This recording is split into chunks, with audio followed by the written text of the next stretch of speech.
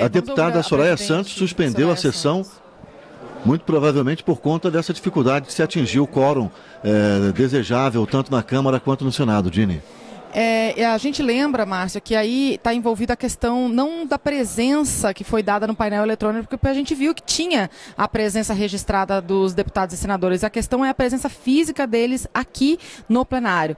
Por quê, gente? Porque para derrubar um veto presidencial, são necessários pelo menos a votação de 257 deputados e 41 senadores, que é metade, né, do plenário, metade do plenário da Câmara, mais uma pessoa, metade do plenário do Senado, mais uma pessoa. E são necessários que 41 senadores votem e 257 deputados votem a favor da queda desse veto, né? O primeiro item da fila é essa questão de quanto uma receber por pessoa para justamente ter direito ao benefício de prestação continuada, o BPC. Atualmente é 1/4 de salário mínimo, que significa R$ 261 por pessoa por mês, para ter direito a esse benefício assistencial. O projeto de lei, que foi vetado integralmente pelo presidente Jair Bolsonaro, previa o aumento da renda familiar por pessoa para meio salário mínimo. Isso significa que dos R$ 261 por pessoa por mês, passaria a pessoa ter direito a receber R$ 522 por mês por pessoa, se a família recebesse essa média. A pessoa poderia ter o direito de receber o benefício de prestação continuada.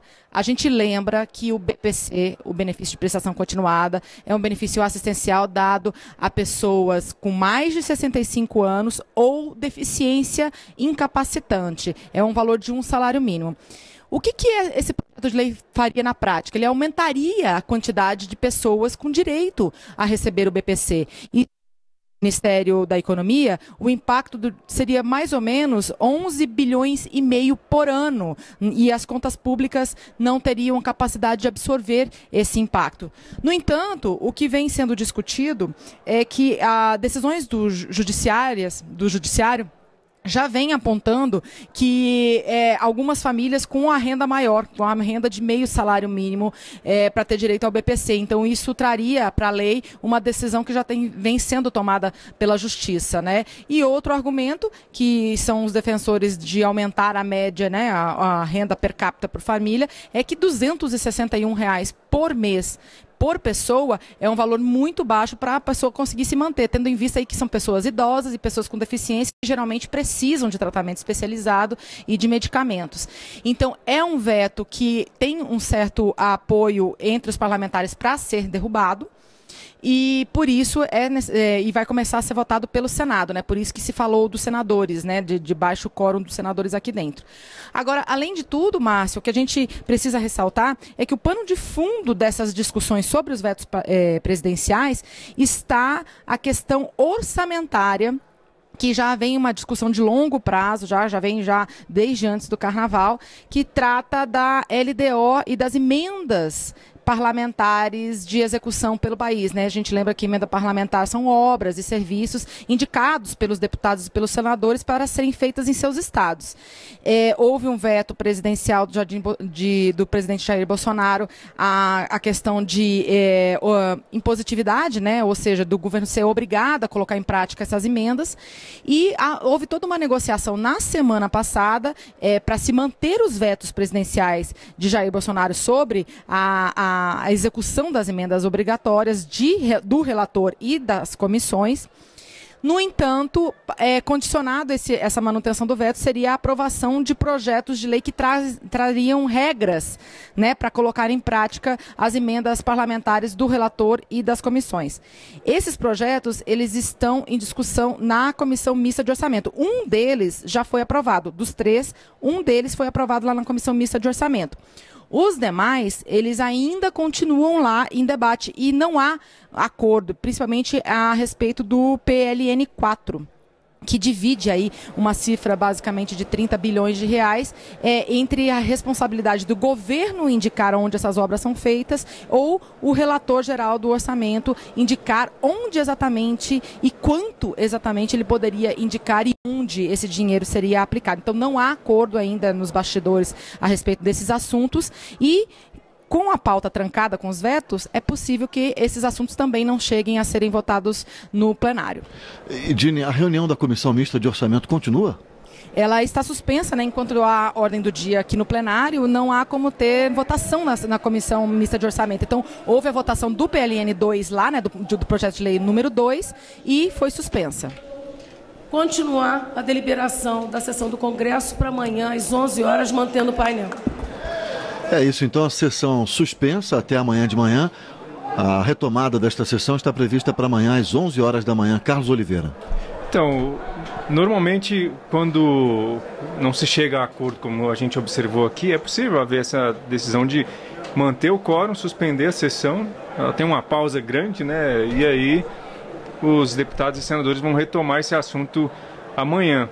Porque veto é sempre complicado de votar, né? Às vezes você tem uma maioria em torno de um assunto como esse caso do benefício de prestação continuada, mas a maioria tem que ser bem qualificada, né? 41 senadores, no caso, porque esse veto começa pelo Senado, porque a proposta surgiu de lá, então sempre é assim, né? Se fosse na Câmara, então teria começado pela Câmara, e o medo de não haver quórum no Senado, inclusive, foi o motivo para que essa sessão na semana passada terminasse, Márcio, porque esse caso do veto sobre o limite de renda familiar para acessar o benefício de prestação continuada terminou com a sessão na semana passada e agora suspende para que haja tempo de se organizar e trazer mais senadores para cá. Porque se caso os senadores que quiserem derrubar esse veto, por exemplo, não conseguirem atingir esse número, ele nem vai à Câmara, então o veto vai ficar mantido.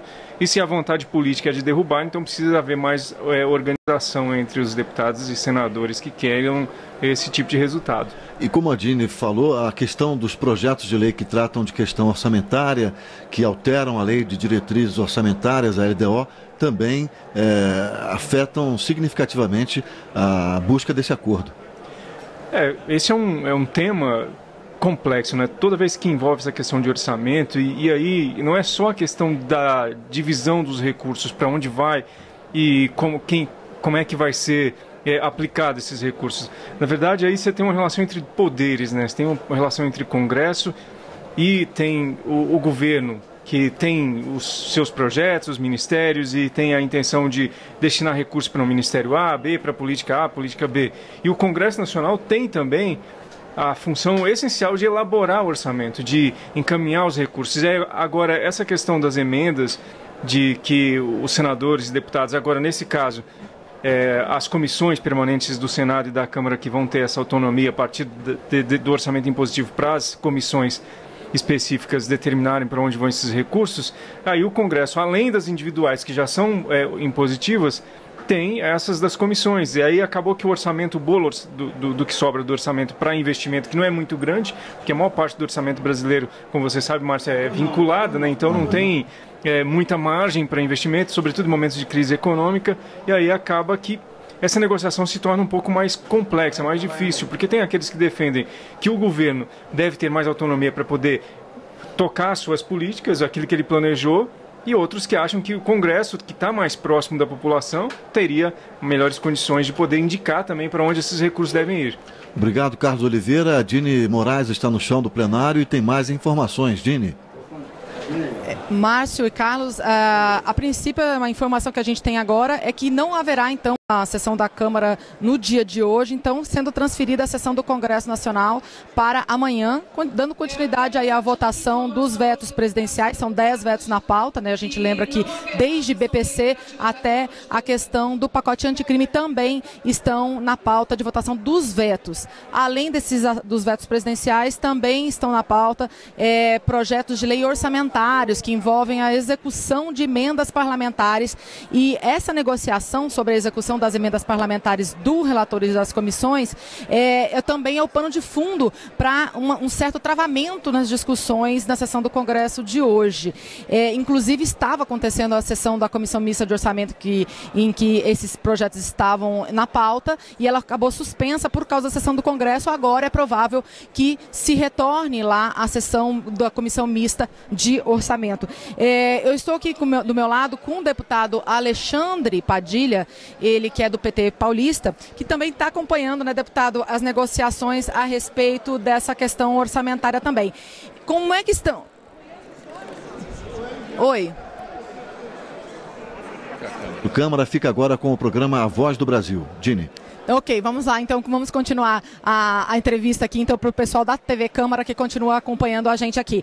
Deputado, como é que estão as negociações a respeito disso? Na semana passada foi anunciado um acordo entre parlamentares e governo, o que permitiu a manutenção dos vetos presidenciais a respeito das regras que envolviam a execução das emendas parlamentares de relator e de comissão. Agora, lá na Comissão Mista de Orçamento parece que não tem tanto acordo assim, né? Em que pé está? Não, nós da oposição não participamos de nenhum acordo. O Bolsonaro fez um acordo no final do ano que botava 30 bilhões de reais para a decisão do relator do orçamento. Depois, acho que ele percebeu o tamanho do que era esse acordo. Agora propuseram um acordo de 15 bi.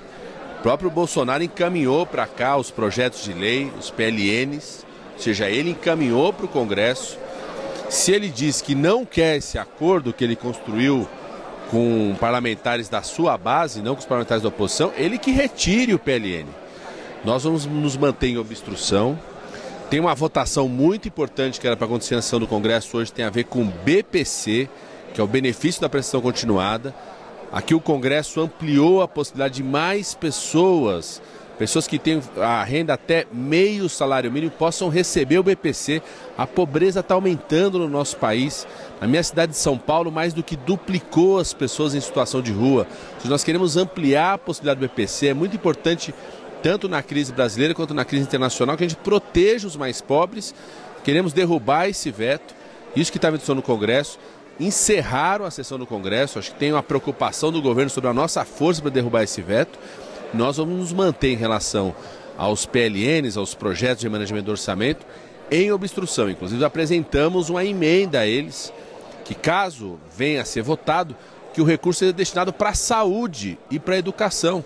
Nós estamos na iminência de ter uma crise importante no próximo inverno, não só do coronavírus, mas também dos outros vírus gripais, como a influenza e parainfluenza, que tem a ver com o desmonte do SUS que está sendo feito por esse governo em 2019. Então a crise pode ser importante no inverno. Nós queremos colocar mais recursos para a saúde. No ano passado foram retirados 9 bilhões de reais dos recursos da área da saúde pela Emenda Constitucional 95. Nós defendemos que se tiver que votar algum PLN, que esse recurso vá para a saúde, para proteger as pessoas, vá para a educação, para recuperar o recurso que não foi executado no ano passado, né, das universidades, quanto da expansão das creches, e vá para a proteção social, que é o BPC. A gente poder ampliar o número de pessoas que recebem o BPC, poder acabar com essa fila do Bolsa Família. O governo Bolsonaro criou uma fila no Bolsa Família, tem mais de 3 milhões de pessoas esperando o benefício do Bolsa Família. Então, colocar recursos nisso para que a gente possa proteger quem mais precisa num momento de crise internacional como essa. Ou seja, por enquanto não tem acordo nem sobre derrubada de vetos e nem sobre orçamento. Exatamente isso. O papel nosso aqui da oposição é proteger as pessoas que mais precisam. Bolsonaro está atacando as políticas sociais, atacando a geração de emprego. Por exemplo, ele desmontou o programa Mais Médicos, que foi criado no governo de oposição. Agora está tendo que chamar de novo Mais Médicos, depois de um ano que ele desmontou o programa. Nós aprovamos aqui no Congresso Nacional um programa para o Bolsonaro que ele pediu dos médicos pelo Brasil. Faz 7 meses que o programa foi aprovado, até hoje não levou nenhum médico. Ou seja, o conjunto de ataques às pessoas que mais precisam. Então a nossa postura aqui, tanto na derrubada dos vetos, sobretudo esse do BPC, Bolsonaro não quer que a gente amplie a possibilidade das pessoas que tenham até meio salário mínimo. Estamos falando de meio salário mínimo de renda da família. Não quer que essas pessoas tenham acesso a esse benefício do BPC. Né? Quanto também, se for votar algum remanejamento orçamentário, que esse recurso vá para a saúde, para proteger o Brasil, não só do coronavírus, mas das outras crises que podem chegar no inverno, vá para a educação e vá para a proteção social. Muito obrigado, deputado Alexandre Padilha, do PT de São Paulo. Agora a gente vai conversar também, muito obrigada, deputado.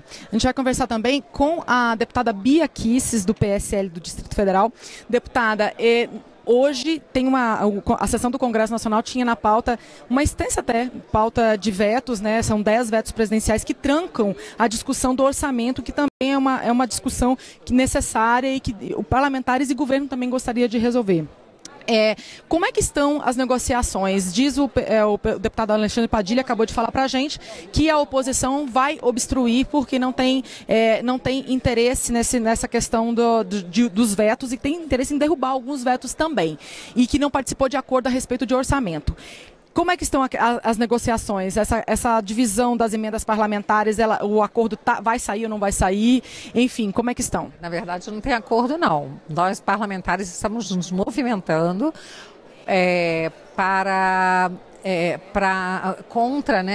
contra o PLN 4, Então, nós estamos assim criando realmente um grande número de parlamentares que já se manifestou e está trabalhando contra esse PLN, que é aquele do orçamento, que a gente não concorda de jeito nenhum com a concentração de um valor tão alto na mão do relator, mais uma vez. E tem os outros PLNs também, o 2 e o 3, que a gente está analisando. Nesse aí o pessoal está um pouco dividido, pode ser que alguns votem a favor, outros contra, mas o 4 a gente realmente tem a intenção de derrubar esse PLN. Ou seja, na verdade, mesmo que o governo tenha enviado o PLN, o PSL é contrário. Sim, o PSL é contrário, e a gente sabe, inclusive, que o presidente e até o mesmo ministro Paulo Guedes não assinaram esse PLN, né? Não participaram desse PLN. Então, a gente sabe que não vai existir problema nenhum também para o governo que a gente vote contra, né? Mas realmente é uma questão até de decisão nossa aqui, né? De tomada de consciência de que a gente não concorda porque esse PLN é altamente prejudicial para o governo. Então, a gente não concorda e a gente vai derrubá-lo. Então, aí eu vou refazer uma pergunta que foi feita, inclusive, algumas vezes aqui, até ouvi a senhora falando no microfone a respeito disso, mas vamos falar para o pessoal que está acompanhando a gente na TV. Por que, então, se é prejudicial para o governo, por que o governo mandou um projeto que é prejudicial? Verdade, porque quando foi mandado esse PLN 4, tinha sido dito que não havia impacto. Só que daí, porque foi tudo muito rápido, né? Aquela pressão, ter que mandar o PLN, foi mandado assim imediatamente e foi dito que não haveria impacto no orçamento, mas há impacto, há um impacto de uns 15 bi. Então, diante disso, não tem como a gente aprovar, tá? Um impacto de 15 bi. Tá? Então, a gente conseguiu manter o veto 52 para não ir os 30 bi para o relator, aí manda um projeto feito na correria, né? Um acordo, sei lá, feito com líderes e uma parte do governo, mas não teve a presença do ministro Paulo Guedes, não teve a do presidente Bolsonaro. Então a gente está cuidando do Brasil. Então pode haver falhas em alguns momentos, em algumas áreas, mas é por isso que existem tantas instâncias. Então se alguém deixou passar um projeto e aqui a gente verificou que ele tem um problema, é nossa obrigação como parlamentares barrarmos, né? E na opinião de vocês é insanável, não tem condição de fazer algum tipo de emenda, algum tipo de texto novo para poder corrigir isso? Não, esse PLN 4 não. E os vetos? A gente estava em questão agora, o primeiro veto trata de aumentar a renda familiar per capita para conceder o benefício de prestação continuada a idosos e deficientes. Como é que é o parecer do governo? O governo já falou que tem um impacto de 11 bilhões e que não tem como absorver esse impacto, né? Está havendo algum tipo de negociação em torno desse veto em específico, porque é o primeiro da fila, né? Porque há uma movimentação de parlamentares tentando derrubar, né? Sim, há, e eu participei inclusive da comissão especial da medida provisória que botou o 13º BPC.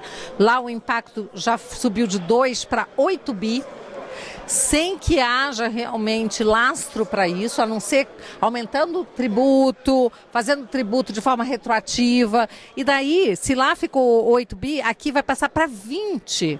Caso esse veto seja derrubado. Então a gente vai trabalhar para que esse veto seja mantido.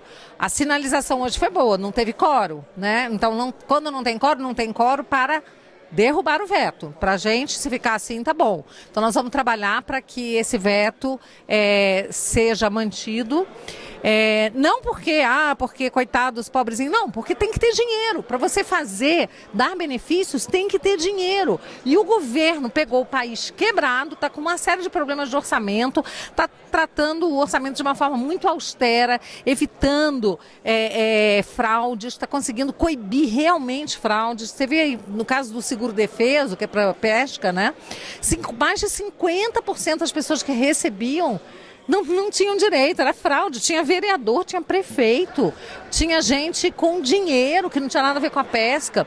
Então, por exemplo, com a Previdência, com a reforma da Previdência também, tudo que está se economizando, que vai se deixar de gastar. Agora, esse dinheiro não existe, ele está deixando de ser gasto. Mas o governo tem que trabalhar muito ainda para que tenha uma folga. Quando o governo conseguiu um espaço fiscal, ele deu o que ano passado? O 13º da Bolsa Família. E vai continuar dando 13º para a Bolsa Família nos próximos anos, isso é claro. Agora, você criar um 13º para a BPC, aumentando para 8 bi o impacto, e ainda querer aumentar de 250 para 500 a renda para o beneficiário, você vai gerar um impacto que você vai tirar tudo que se ganhou praticamente da Previdência, né? Você tira uma fatia muito grande do que se ganhou com a Previdência, não dá para ser assim. Assim você não consegue fazer o país funcionar. Tá certo. Deputada Bia Kicis, do PSL do Distrito Federal, dizendo aí então que realmente hoje os dois lados acabaram ficando contentes com a sessão que não foi adiante. Agora cabe a gente ver amanhã como é que ficará a sessão do Congresso, em que continuam esses 10 vetos presidenciais na pauta do Congresso Nacional, já chamada para amanhã a sessão. Carlos e Márcio. Oi, Dini, obrigado então pelas informações. A Dini que ouviu os deputados, para que você que está acompanhando a gente pela rádio, pela TV e também pela internet, possa ter o posicionamento de cada lado e formar a sua opinião sobre esses assuntos.